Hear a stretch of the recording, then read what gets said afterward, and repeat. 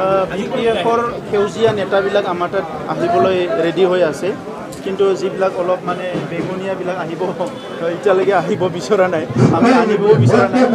যিবিলাক অলপ সেউজীয়া ধৰণৰ নেতা সেইবিলাকক অলপ মানে আমাৰ তাত আহিব বিচাৰিছে, আলোচনা কৰি আছে, আৰু সেই মানুহবিলাক আমিও মানে আমাৰ দলত স্থান দিম। যিসকল বেঙুনীয়া সেইসকলক আমিও স্থান দিব বিচৰা নাই, কাৰণ যোৱা 17 বছৰৰ লুটি পুটি খালে, আৰু এতিয়া যদি তেখেতসকলক মানে পুনৰ মানে আমাৰ দললৈ অনা হয়, আমাৰ দলৰ কৰ্মকৰ্তা ৰাইজে বেয়া পাব। তো সেইকাৰণে আমি গোটেই কথাটো চালি জাৰি চাই কামবিলাক আগুৱাই আছোঁ।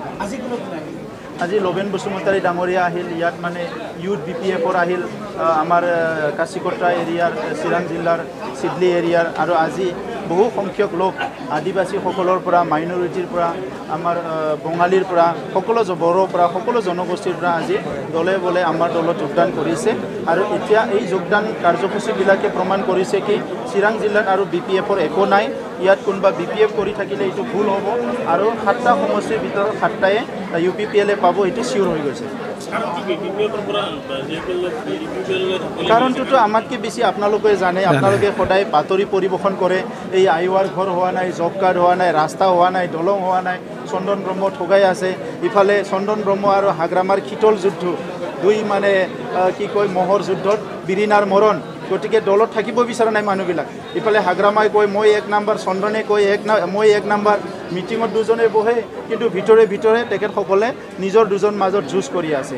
আৰু সেই যুঁজৰ কাৰণে আজি দলৰ যিবিলাক মূল মানুহ আছিলে, সেই সকলৰ প্ৰতি ব্যৱহাৰ পাতি ভাল নহয়। সেইসকলক কোনো স্থান নিদিয়ে, কোনো স্কোপ নিদিয়ে, কোনো তেখেতসকলক মানে কাম কৰিবলৈ মানে কোনো ইণ্ডিপেণ্ডেঞ্চি নিদিয়ে। সেইকাৰণে লাহে লাহে চব ওলাই গৈছে। এতিয়া ইয়াত হয় হাগ্ৰামা থাকিব, নহয় চন্দন থাকিব। ৰাজ্যপালৰ শাসনৰ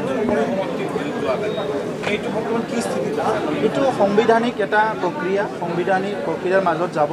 আমি কৈছোঁ নিৰ্বাচন কৰিব লাগে। বিহাৰৰ নিৰ্বাচন হৈছে, বিভিন্ন ৰাজ্যত নিৰ্বাচন হৈছে, গতিকে আমাৰ ইয়াতো নিৰ্বাচন পাতিব লাগে।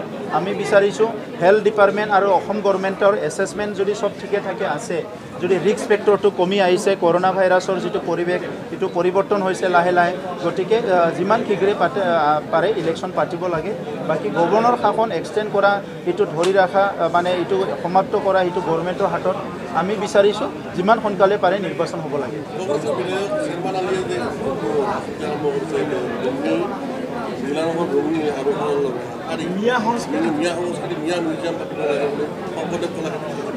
চাওক, তেখেতসকলৰ নিজা নিজা কিবা আঁচনি আছে, নীতি আছে, মই নাজানো।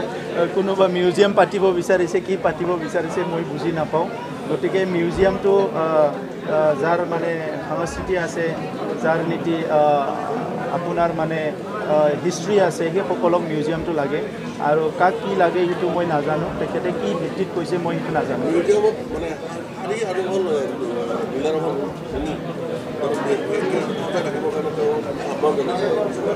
মই সেইটো গম নাপাওঁ, সেইটো তেখেতৰ কথা হ'ব। সেইবিলাক কথাটো পাতি বেছি টাইম পাছ নকৰাই ভাল।